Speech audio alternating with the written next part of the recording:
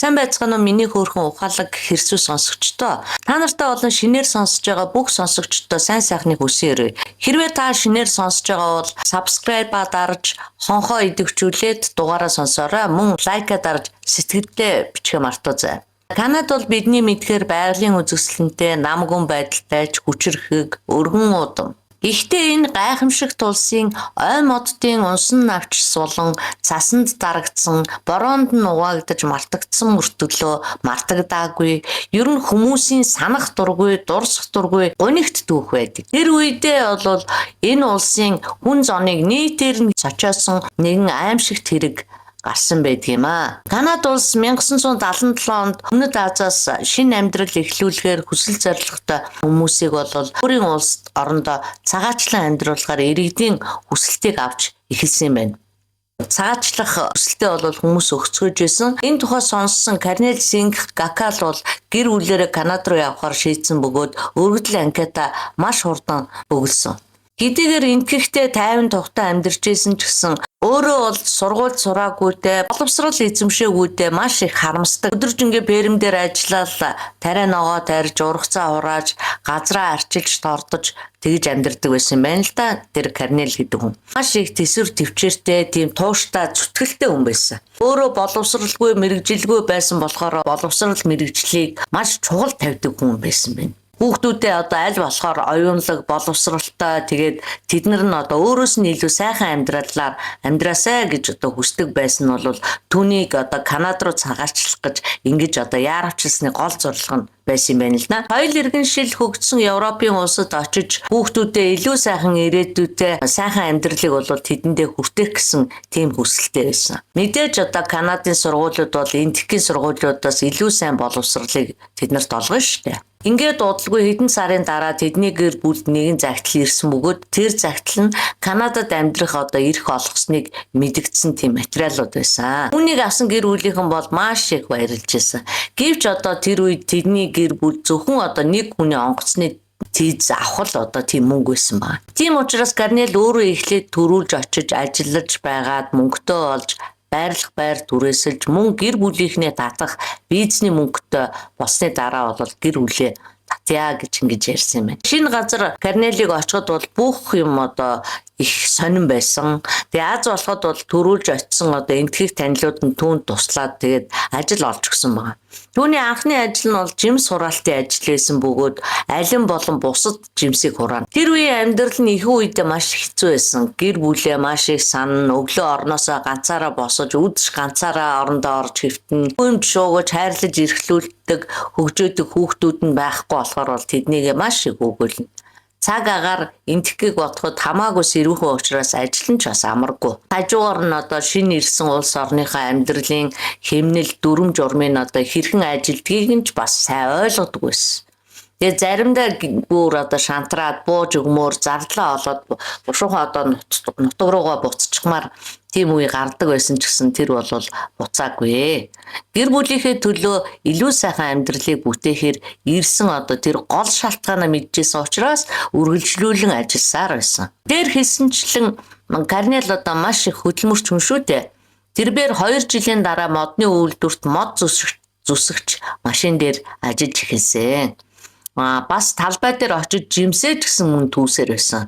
Тэгээ ер нь бол өдөр шөнөгөө зав чөлөөгөө ажилдаг байсан. 2-3 ажил ингээд зэрэг хийгээд. Ингэж олсон мөнгөнийгөө ихэнх нь хадгалдаг. Ингээд хэдэн жилийн дараа тэрээр 3 давхар байшин худалдаж авч чаджээ. Үүний дараа эхнэр хүүхдүүдээ Канадад авчрах дараагийн төлөвлөгөөнд орсон. 1974 онд эхнэр Даран Кор болон түүний охид Жазбир Кор, Ражар Кор, Блендер Кор нар Канадад ирцгээлээ. Корнел модны үйлдвэртээ ажилласаар байсан бөгөөд цаг хугацаа өнгөрөхөд тэндээ тушаал дэвшиж ажиллах болсон. Корнелийн ажил амьдрал сайжирч амьдралын чанар дээшлэх тусам энтгэгт байгаа ах トゥ хамаатан садандаа аль болох туслахыг хичээдэг. Тиймээс алхмаар төгсөр 2 ах 1 эгчийг гэр бүлийнх нь хамт Канадад ирэхэд нь тусалсан. Хүүхдүүд нь ч гэсэн эхнээсээ том болж Канадад ирээд дахиад 3 хүүхэдтэй болж ам бүл нэмж өнөр өтгөн болцгоосон. Хамгийн бага нь ганц эрэгтэй хүүхэд төрсөн бөгөөд түүнийг бол Жаспал Сингх гэдэг байсан. Хүүхдүүд тайван тухтай хангалуун амьдралд өсөж исэн бөгөөд аавынхаа хүсэж иснээр бүгд л одоо сурч боловсрохдоо анхаарч маш амжилттай ч сурч исэн. Том охин Жаспер нь бол нийгмийн ажилтан болохоор суралцаж төрийн үйлчилгээний салбарт ажилд орохыг хүсэж байлаа. Удаах охин Ража нэрүүл ахуйн курсэд сураад шүдний эмнэлэгт ажилладаг байсан. 3 дахь охин Билиндер бол эм зүйчээр суралцаад тэр мэрэгчлэрээ эмийн санд эм зүйч хийдэг. 4 дахь охин Колиндер их сургуулийнхаа 2 дугаар курсээс эмт хэрэг судлалын чиглэлээр суралцаж эхэлсэн байдаг. 5 дахь охин Хариндер нь маш олон шагналыг авч тэтгэлэгт хамрагддаг мундаг хүүхэд байсан байна. Тэгээ Хариндер бол хиймч болохыг хүсдэг. Хамгийн бага буюу ганц хүү Жаспер нь бол 9 дугаар ангид сурч исэн. Ийхүү одоо 6 хүүхэд сургуулаа ирч хүч хүсэл мөрөөдлөөр жигүүрлсэн сурч боловсрох ирээдүйтэй замаар замцгааж явж исэн. Тэгээ удалгүй том охид нь бол эхнээсээ хүнтэй гэрлэх насанд хүрч амьдралын сайн ханаа сонгох цаг ирлээ. Хамгийн анхных нь бол Жаспер охины гэрлэлт байсан. Жаспер охин Рожер хочоор алдаршсан Балжит Синг Чиронтой гэрлэв. Жаспер нийгмийн ажилтнаар суралцсан гэж ярьсан да. Тэгээд тэрбээр бол гэр бүлийн хүчирхийлэлд дурдсан эмэгтэйчүүдэд туслах ажилд амьдралынхаа бол 9 жилийг зарцуулсан. Нөхөр Рожер нь бол Мацкийн шоронд харгалзагч офицероор ажилладаг. Тэгээ 20-ны дараа бол тэд Канадын нам гүмхэн хот болох Аббатофорд руу нүүцгээсэн. Хосуудын амьдрал аз жаргалтай эгэл жирийн сайхан өрнөж 3 охинтой болсон. Хамгийн ихний охид нь ихэр төрсөн бөгөөд Жастин болон Британи гэдэг. 2 жилийн дараа бага охин Кортурни төрсөн. 1994 онд Корнелийн 2 дахь охин Ражар 26 нас хүрч гэрлэх насанд хүрсэн. Эцэг эхийн түүнд бол нэр хүндтэй гэр бүлээс гаралтай Пенжаб залууг сонгосон. Пенжаб гэдэг нь бол бүс нутгийг заасан нэршил бөгөөд тусдаа үнд сугсаа бол биш ээ. Пенжаб нь энтхэг болон Пакистаныг холбосон газар нутаг бөгөөд энтхэгийн Пенжабууд хинди шашинтай, харин Пакистаны Пенжабууд нь бол лалын шашинтай. Гэхдээ сүйд залуу нь бол аль Пенжаб их гэдгийг дурдаагүй юм лээ. За ингээд Пенжаб залуу маань бол 28 настай Суквендер Вижай Чахал гэдэг бөгөөд Канад нэр нь Марк. Тэгээ эзэмшсэн мэрэгжил нь бол нэгтлэн бодогч, тэгээд энэ мэрэгчлэрээ бол мэрэгшсэн нэгтлэн бодогч хийдэг байсан. Хоёр гэр бүлүүд буюу одоо худ ургууд хит хитэн удаа уулзаж ярилцсны дараа гэрлэлтийг тохирсон. Хурмын Оканаган гэдэг сүмд болж 400 орчим зочид ирдэг. Тэгээ Марк аль хэдийн өөрийнхөө гэр бүлээс машинаар 5-6 цаг явж хүрдэг Бурнаби хотод байр худалдаад авчихсан байсан. Тиймээс Ражар хурмынхаа дараа түүний гэрт одоо албан ёсоор нүүж ирсэн байгаа одоо нөхрөндөө. Ингээд тэр хоёр бол хоёулаа өндөр цалинтай гайгүй ажил хийдэг. Гэхдээ мэдээж мөнгө гэдэг бол ангаараа аз жаргалтай амьдралыг авчрахгүй шүү дээ. Тэгээ хурмын шөнө нь бол Марк одоо хит их согтож түүнээсээ болж Ражарта баг зэрэг маргалдсан. Ийм одоо жижиг маргаан дээр сүрийг үзүүлж шинэхэн ихнэрээ алгадаж элдв зохисгүй үгээр харааж гарсан. Яг энэ л одоо хожмын их өвдөлт гомдлын эхлэл одоо анхааруулга байсан гэдгийг Ражар бүсгүй бол тухайн үедээ мэдээгүй. Дараагийн хэдэн саруудад Маркийн ааш зан уламд ортож ихнэрээ зодож хоёр сандлын хооронд чигч байгаа дээрээс нь өшөгчдөө хоёр хөлнөөс нь бариад газраар чирдэг. Тэгэл одоо ер нь бол их харгас байдалтайгаар зоддог байсан. Хаалттай хаалганы цаана ихнэрээ ингэж зодож хүчрхийлдэг болсон үеэс л одоо Ражарын нүүр биеийн байнгын одоо хөхөрсөн хавцсан байх нь хэлбэг. Зөвхөн зодож нүдээ зогсохгүй муу мухаа үгээр хаадаг байсан. Гэр бүлийнхэн аав ээждээ энэ тухай одоо хэлмээр байсан ч гэсэн хэрэг чи одоо энэ тухай нэг хүнд ярьсан байх юм бол би чамайг хална гэж сүрдүүлдэг байсан. Марк Ражарын арга гэрийн хангалуун тайван амьдралд ил далд хэлбрээр маш их атаархдаг байсан юм байна. Марк гэртээ бол маш их хатуу дүрм журам тогтоож Ражарыг ах дүүстэйгээ ээж аавтайгаа ер нь өөр бусад хүнтэй уцаар ярихыг хоригддаг. Гэрийнхээ уцыг дураараа авч одоо гаднаас залгалт хийгээд гэрийнхээ уцыг дураараа авч хариулт өгөхийг хоригддог. Найз нөхдөдтэй байхыг тэр үтгэл хуршүүдтэйгээ ярихыг мэдлэхийг хүртэл ингээд хоригддог байсан байгаа. Ер нь бол түүнд хоригддгүй юм гэж байхгүй. Тэгээ ийм сайхан боловсралтай зөв амьдралын хэмнэлтэй бүсгүй яагаад одоо энэ бүхний төвчөд хүрвэ гэвэл гэр бүлийн үнц нь нэгдүгээр тавигддаг тийм өндөр хариуцлагатай гэр бүлд өссөн болохоор эцэг эхийгээ хүндлэн хамгаалах гэр бүлийнхээ нэр төрийг цэвэр ариун байлгах ёстой гэж үздэг байсан учраас нөхрөөсөө салах юм уу нөхрийнхөө эсрэг гомдол гаргах юм бол утга нэгтнүүдийнхээ өмнө маш ичгэвтер байдалд орж гутаанд оромжлогдно гэж үздэг байсан. Ражаар нэг удаа маш их зориг гаргаж хувцс хунраа баглаад өөрийн эгч Жасперинд очихоор явдаг. Жаспер бол угаасаа хүчрхийлэл дүрцсэн эмэгтэйчүүдэд тусалдаг нийгмийн ажилтан. Энэ талаар бол мэрэгчсэн мэрэгчлийн хүн шүү дээ. Тэдний 3 хоногтой амьдралаа шинээр харж эхэлсэн бөгөөд Жаспер түүнд шинэ нэрч хүч найдварыг өгсөн баг. Ингээд тэд нар бол ээж аав дээрээ очиж бүх үннийг хэлсэн. Корнел дараа нь хоёр охиныхоо гашуун зовлонг сонсоод маш их шаналж гүнгэлсэн ч охиныхоо бол буруутгаагүй. Харин ч тэд охиноо хайр индрэл дэмжиж туслах сэтгэлээр халуун дотноор ингээд буцааж хүлээж авсан байна. 1995 оны 1-р сарын 5-нд Ражаар Маркийн эсрэг мэдүүлэг өгөхөөр түүнтэй хамт амьдарч байсан хот руугаа явж цагдаагийн хэлцэст нь очсон. Тэгээд цагдаагийн газраас Маркийн нэрийг болвол бас тайландаа битгий дурдаач гэж Ражаар гуйсан байна. Цагдаагийнхан бол Ражарын мэдүүлгийг ямар ч асуулт тавихгүйгээр сонсож бол нааштай сайхан хүлээж авсан. Корнел дараа нь хоёр Ражарын явсан тэр шөнийн турш бол сэтгэлэн зовноод унтаж чадаагүй. Тэр хоёр нэг талаас гэр бүлээ салгаж байгаа охиныхоо салтын стрессээс болоод тэгээд нөгөө талаар бас охин бөөндрийнхөө хурмыг зохион байгуулж байгаа зэрэгээсээ болоод бол унтаж чадахгүй маш их бодолд автчихсан. Урдны охиныхоо хормыг бол өөртөө зохион байгуулж хархууг нь өөртөө сонгож өгсөн нь ийм хөө хэцүү зовлон охиндоо авчирсан болохоор энэ удаад илүү болгоомжтой байхыг хүсэж ямар нэгэн саналд тийм гэж хариу хэлэхээс өмнө сүйт залуутаа бүхэл түүх намтрыг шалгаж ирсэн. Түгэрч барахгүй амьдарч байгаа орон нутгийнх нь албаны хүмүүстэй асууж лавлаж ингэжсэн байгаа. Охиныхон сүйт залуу бол төмөр замд инженерээр ажилладаг, бас л нэр хүндтэй сайн гэр бүлээс гаралтай. Хоёр гэр бүлийн эцэг эхчүүд ярилцаад 1 жилийн турш зан зангаа мэдтэл үерхэж агаад үнэхээр хоорондоо тохирохоор болох юм бол 1 жилийн дараа хурим хийе гэж ярьцгаасан байна. Ингээд Корнел Гакалийн гэр бүл аажмаар хэвийн байдалтай эргэн орохын хэрээр Маркийн байдал эсрэгээр нуруу унжсэн. Атаархал хорсолдоо автагдсан Марк хяналтаа алдаж эхэлсэн. Тэгээ манайхаар бол ёстой шээснэгөө очсон гэх юм уу та. Маркийн гэрлэлт нь цуцлагдаж, ажлаасаа халагдаж, тэгээд энэ байдал нь бол маш тийм муугар эргэжсэн.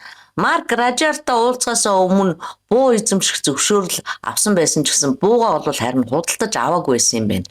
Тэгээд Америкийн нэгдсэн улсаас Халиад гэдэг автомат гар бууг худалдаж авсан. Гэхдээ энэ төрлийн автомат бууг Канада улсад бол энгийн иргэд эзэмшихийг зөвшөөрдөггүй бөгөөд цагдаагийн ажилтан болон цөөн хэдэн аюулгүй байдлын ажилтан эсвэл бууны клубын гишүүд эзэмшиж болдог.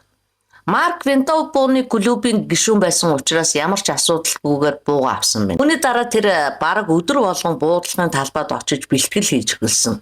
Сүүлийн үеэд Ражарын дотроос ямар нэг муу юм болох гэж байгаа юм шиг эвгүй совин татаад байсан бөгөөд тэр нь ч бас оргүй зүйл биш байсан. Яагаад тэгэхээр зэрэг тэр үеэд бол Марк байн утсаар ярьж дарамталж янз бүрийн байдлаар үхлийн тухай занал хэллүүдийг удаа дараа ингэж ярьдаг байсан. Чамааг ална, танаахны хүүс тэмтэрнэ гэл янз бүрийн яриад тэгээд мессеж өгдөг байсан. Ражаар үүнийг энгийн нэг хоосон занал хэлэл биш гэж үзсэн учраас хотын цагдаагийн газарт дахин гомдол гаргасан. Гэхдээ тэр цагдаагийнхнаас дахиад л Маркийг баривчлахгүй байхыг хүсэж гуйсан байна.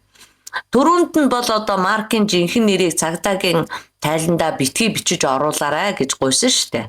Тэгээ би гайхаад байгаа баривчлуулахгүй тэгээд нэрийн дурдахгүй юм бол тэгээд цагдаа тамдаж яг яах гээд байгаа юм. Тэ? За ингээд цагдаа нар бол Маркийн гэрт нь очиж түүнд бол анхааруулга өгсөн чинь Марк тэдэнд би хизээж тэр эмэгтэйд гар сүрдүүлж байгаагүй. Энэ бол түүний санаанаас зохиосон гүтгэлэг намайг муу хүн гэдэг ойлголтыг бусад хүмүүст өгөх гэж байгаа тийм хуурамч залим ихэ гэж мэдүүлсэн. Тухайн үед цагдаа нарт нотлох баримт байхгүй байсан учраас энэ хэргийг бол ингээд хэрэгсэхгүй болгосон. Цагдаа нарын тэр хоосон анхааруулга нь Маркийн уурыг бүр их хүргэсэн болохоор тэр бол цагдаа нарын өөдөөс тэр эмэгтэй яаж ингэж миний тухай худал мэдүүлэг өгч чадчихна. Тэгээ миний гэрлөө яаж ингэж цагдаа нарыг явуулдаг байна. Харин тэр бол өөрөө л миний амьдралыг үгүй хийсэн бузар эмэгтэй юм. Цагдаа нарын өөдөөс хашгирч уурлаж гарсан. Энэ явдлын дараа Марк дахин нэг гарбуу нууцаар худалдаж авсан. Тэгээд бас тэр Ражарын гэрийнхэн лөө эцэг эх рүү уцтан хашгирч чарлаж занал хийлж Тэгээ охиныг нь одоо завсарч хүлээгөө буруутгасаар байсан. 1996 оны 1-р сард тэдний гэр бүл саллтын асуудал нь цэгцрэх шатандаа орох гэж байсан. Тэр үед өмгөөлөгчийн өрөөнд бол Марк Ражар хоёр уулзсан юм байна. За тэр үед л одоо Марк 6 оны 4 сарын 6-нд Ражарын дүү Боундрийн хурим болох гэж байгаа гэдгийг мэдэж авсан. Ингээд Боундрийн хуримаас 2 хоногийн өмнө Марк одоо өөрийнхөө хідэн хувцс тэгээд одоо бууга цүнхэнтэй хийгээд тэгээ машинаараа Торонтогийн нисэх онгоцны буудлал руу 4 цаг яваад онгоцны буудлал дээр ирсэн. Корнелийн гэр нь бол тэр онгоцны буудлаас ердөө 30 минутын зайтай Вернон гэдэг хотод байдаг байсан юм. Тийм болохоор Марк онгоцны буудлал дээр машинаа орхиод тэндээс нэг фургон түрүүлсэлж аваад Вернон хот руу явсан. Тэнд очиод Глоб гэдэг зочд буудалд 2 хоногоор нь өрөө авдаг. За энэ зочд буудал Гакалийн гэрээс ердөө 3 км-ийн зайтай. 1996 оны 4 сарын 5-ны орой Корнелийн гэрийнхэн Манди Хайнагийн үдшилэг гэртээ хийх гэж байсан учраас баяртаа бэлтгэхийн тулд Корнел дараа нь 2 хүүхдүүдээ өглөө эрт сэрээсэ. Манди Хайнагийн үдшилэг гэдэг нь бол одоо хурмын өмнөх тийм уламжилт энтхэгийн баяр юм байна л да. Энтхэг Пакистан, Бангладеш зэрэг орнуудад Манди Хайнагийн үдшилгийг үгэмэл тэмдэглэдэг юм байна. Энэ баяраар бэр зарим газар хүргэн нь ургамлын гаралтай будаг буюу Хяннагаар одоо гар хөл дээр гоёмсог хээ зурдаг. Зурсан хээг нь Мехэнди гэдэг. Тэгээд зочид гээчт болон одоо гэр бүлийнхэн тод өнгийн өнгөлөг хувцс өмсөө дуулж бүжиг үлжиглэж уламжилт зарим нэг зан үйл хийцгээдэг байна. Хашаага байшингаа бүгдийг одоо сайхан чимэглэх, хоол унд хийх гэл одоо дор бүрдээ бүгд л завгүй байсан. Энэ үед гэрийн эзэн Корнел эхнэр Даран болон охин Жаспер, Ражар, Билвиндер, Ковендер, Харвендер тэгээд баг хүү Жаспал нар бол гэртээ бүгд байсгааж ирсэн. Тэднээс гадна бол Жасперийн нөхөр Рожер, тэдний 3 хүүхэд нь Рожерийн эцэг эх Гермел болон бусад одоо хідэн тэдэнд одоо туслахаар аль хэдийн нэрцгээсэн байсан. Тэгээ ингээ өглөөний цайгаа уусны дараа 10 цагийн үед бол Корнел хувинтай ус альчуур аваад машина угаахаар гадаа гарсан юм. Тэгээ 10 цаг 30 минут гэхэд Корнел машина эд угаагаад завгүй байсан болохоор чимээгүйхээ ирж зогссон фургон машиныг бол анзаараагүй бөгөөд машинаас Марк бууж ирээд ямар ч одоо анхааруулга өгөлгүйгээр Корнел руу шууд буудаж хэлсэн. Бүүн автомат учраас одоо нэлийн хэдэн сум дараалан гарснаас нэг сум нь бол Корнелийг онож гэр дороо гэрийнхээ гадаа өгтгийн унсан. Дараа нь Марк байшингийн цонхыг онлон буудсан. Цонхны шил харжигнан хагарлаа. Марк шууд одоо байшин руу орсон бөгөөд Жаспер 3 охинтойгоо хүүхэлдэйн кино үзээд буудан дээр сууцгааж байсан. Хажуу талын өрөөнд Рожер ээжтэйгээ байж байсан. Марк тэдэнд бол ямар ч завдал өгөлгүй тэднэр рүү шууд л одоо ингээл зогсолтгүй буудаад яваад байсан. Тэгэд нэг өрөөнөөс нөгөө өрөө рүү дамжаад л одоо цэнгэлсэн 2 буугаараа зэрэг гэр бүлийн гишүүд рүү галж байсан. Ийхүү аимшигт халдлагын дараа бүх юм нам гүн болсон. Марк байшингаас 50 гарч юу ч болоогүй юм шиг түрээсийн боргондоо суугаад явчихсан. Аимшигтай чимээнд цочирдсан хөршүүд нь шууд л 911 рүү залгаж дуудлага өгөв. Цагдаа нарын ирээд хамгийн түрүүнд харсан зүйл нь бол машиныхаа хажууд хөвтөж байгаа Корнелийн цогц. Тэг хашаанаас гудамж руу хүртэл цус нь урсаж байв. Эхнэр Даран Коврын цогцыг олоход тэрбээр нуруундаа 2 удаа буудуулсан байлаа. Хамгийн ихээр сэтгэл сэмрүүлсэн дүр зураг бол том өрөөнд байсан. Хүүхдүүдийн үзэжсэн хүүхэлдэйн кинон зурагтаар гарсаар байсан бөгөөд Жасперийн цогц буудан дээр хөвтөж байхаагаад бага насны 3 охин юу болсныг ч ээжийнхээ амьгүй биед наалдан бие тэрчгсэн буудангийн өмнө зогсцоож байсан. Ихэр охтын нэг болох Жастин 2 буудуулсан ч ямар ч байсан амьсгалж байсан. Азар Бритни Коди 2 бол буудуулаагүй байсан. Маш олон буудуулсан Рожер тэдний ойролцоо цусаа гоожуулаа хэвтжээлээ. Хэдийгээр тэр өгчээсэн ч гэсэн гэмт хэрэгтний нэрийг бол цагдаа нарт шивгний хэлж амжсан. Рожерийн ээж Гермел нүүрлүгэ буудуулан амиа алдсан байлаа. Гэр бүлийн бусад гишүүд болох Билиндер, Кор, Куландер, Харвиндер, Жапал нар өөр өрөөнд маш их хүнд бэрхтэлтэй олдсон. Төргөн тусламж ирэхэд бол тэд бүгд амьд байсан ч гэсэн харамсалтай нь хинэн ч одоо эмнэлэгт хүргэгдэж чадалгүй зам зууртаа нас орцгаасан. Ийхүү алуурчин Марк чахаал ердөө 3-4 минутын дотор Корнелийн гэр бүлийнхний бүгдийг устгасан байна. Цагдаа нарыг гэрт нэгжлэг хийх үед гэрээс тус бүрдээ 10 сум болон 28 хонгойтой 2 магазин олдсон. Тэр бол чахаалын гэмт хэрэг үйлдсэн бууны магазин. Марк буюу чахаал гэмт хэрэгээ үйлснийхаа дараа байрлж байсан буудалтаа ирсэн бөгөөд ирсэн даруйдаа гэр бүлийнхнийхээ өмнө уучлалт гуйсан богинохон загтал бичсэн. Тэгээ удалгүй 11 цагт буудлын ажилчид нэгэн буун дуг сонсдог. Тэд юу болсныг шалгахаар Маркийн өрөөнд ороход тэр бол аль хэдийн амьгүй болчихсон байлаа. Энэхүү харамсалт явдлын дараа тэр байшинд байсан хүмүүсээс зөвхөн 4 хүн л амьд үлдсэн бөгөөд Рожерийн 3 охин болон тэдний эмэг их гурал нарал амьд үлдсэн байна. Удалгүй гэр бүлийн цогцснуудыг оршуулах болоход бүхэл бүтэн хот тэр даяараа цугларсан. Авснуудын тагийг хагас сонгорохоо байлгах үед эмгэнэл илэрхийлсэн үе олон хүмүүсийн цуваад тэдэнд бүхий л хайр харамслаа илэрхийлж байлаа. За ингээд сонсогч та нартай ийм нэг харамсал гонигтай хэргийг хүргэлээ. Бүхэл бүтэн удам угсааг үгүй болгосон аимшигтай гонигтай хэргийг үйлдсэн алуурчны зам байдлыг бодхоос одоо жихүүцмэр. Та бүхэн маань энэ дугаарт лайк, subscribe дарж хөөрхийн нэгэн гэр бүлийг өрөвдөн хайрлаж байгаагаа илэрхийлээрэй. Бусдад хийсэн буян аривжин танд буцан хүрэх болтугай. За баярлалаа, баяртай.